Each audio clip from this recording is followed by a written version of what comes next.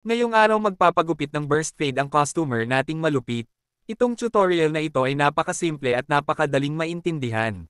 Una, dapat mong lagyan ng pattern para maiwasan natin ang pagkakamali. Panoorin mong mabuti para madali mong maintindihan ang mga descarte sa paggugupit. Tapos bus aim.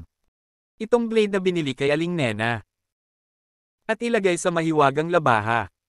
Pagmasdan mong mabuti kailangan mo munang hilahin ang balat ng customer bago mo ahitin para maiwasan mo siyang masugitan. Sa bawat paghagod kailangan mo lagi hilahin ang balat. Sa katulad mong baguhan kailangan mo lagi mag-ingat dahil sa talas nitong blade pwede kang makasugat ng customer pati na rin ang sarili mo kung wala kang ingat. Kung first time mo lamang mas magandang subukan mo ito sa sarili mong legs. Oh, kaya sa balon kung natatakot kang masugitan.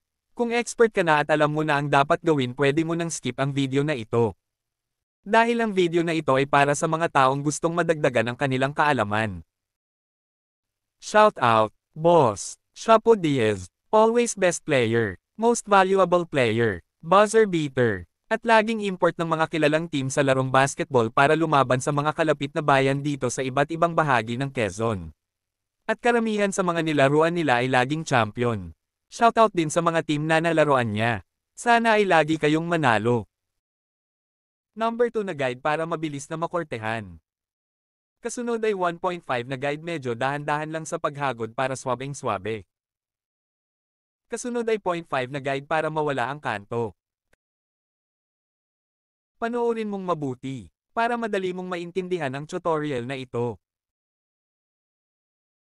Kasunod ay 0 na clipper medyo atras lang ng kaunti kailangan mag-focus ng mabuti para hindi tumaas ang guide na ginawa kanina. Kasunod ay 0-0 na detailer para boradong-borado ang kanto na dinaanan ng labaha kanina. Kung mapapansin nyo madalas kung nililinis ng brush ang mga dinadaanan ng razor kasi para makita natin kung may kaunti pang kanto para mabura agad natin.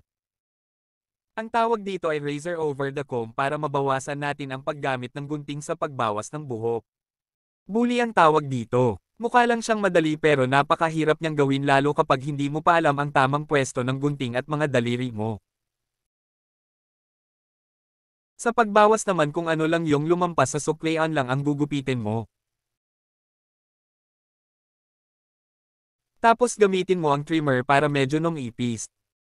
Dito lang kami matatagpuan sa Becca Beauty Parlor sa bayan ng Lucena malapit lang po kami sa Petron. Kung may natutunan ka, pa-like and follow naman para madami pa tayong magawan videos kagaya nito. Maraming salamat!